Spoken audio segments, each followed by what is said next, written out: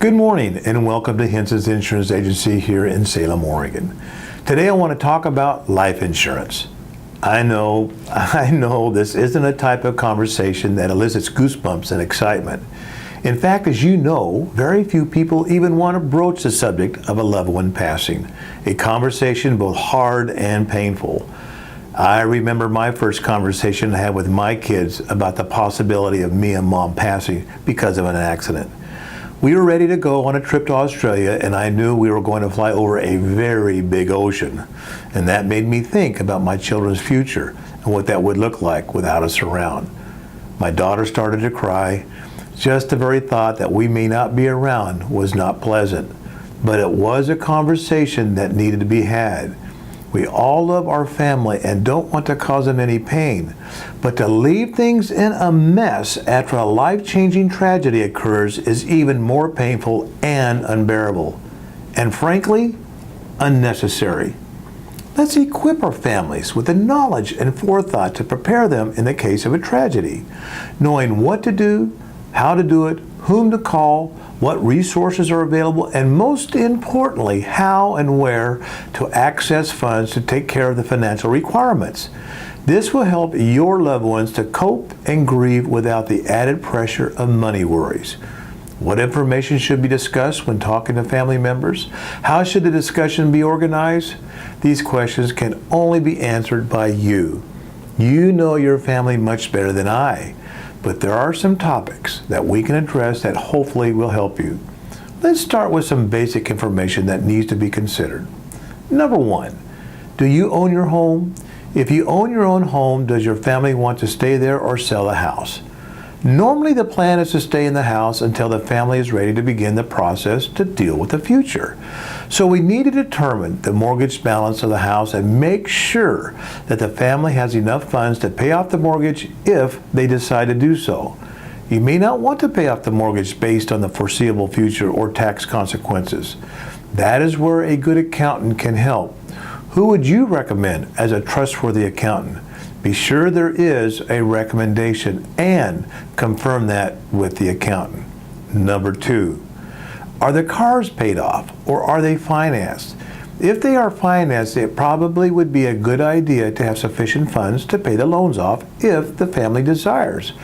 This of course depends on the loan balance, age of the car, the shape of the cars, and of course the value of the cars.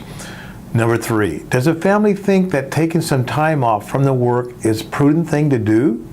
The amount of time one needs to grieve is not really known until the tragedy happens.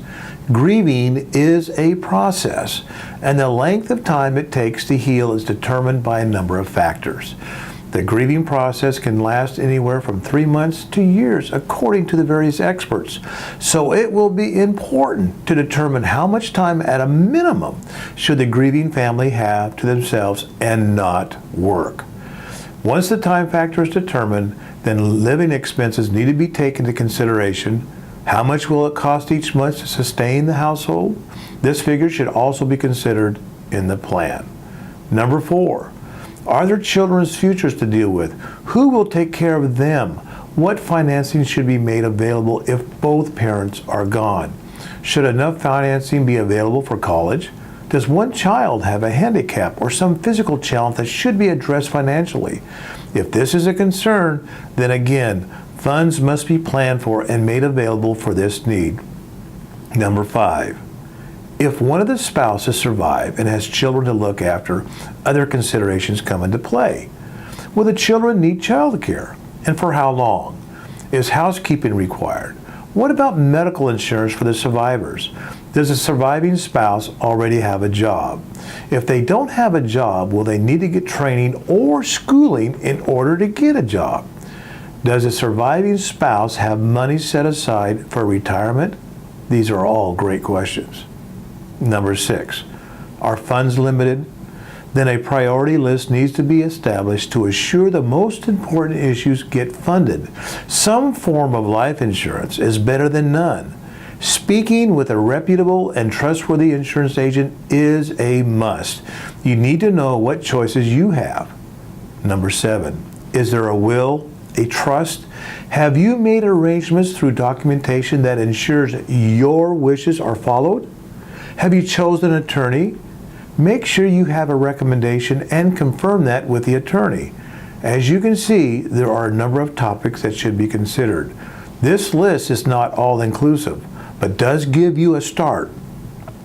And I know it may sound overwhelming, but being organized and having honest conversation about dealing with and solving the unexpected will be comforting to your family.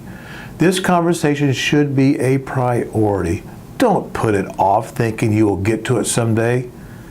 That day usually never comes. I know of too many families that wish that this conversation had been a priority so that sufficient plans could have been made. Please don't leave your loved ones financially vulnerable to the unexpected. Having the conversation and planning truly shows your love and regard for your family. Thank you for joining me today, and until next time, be blessed.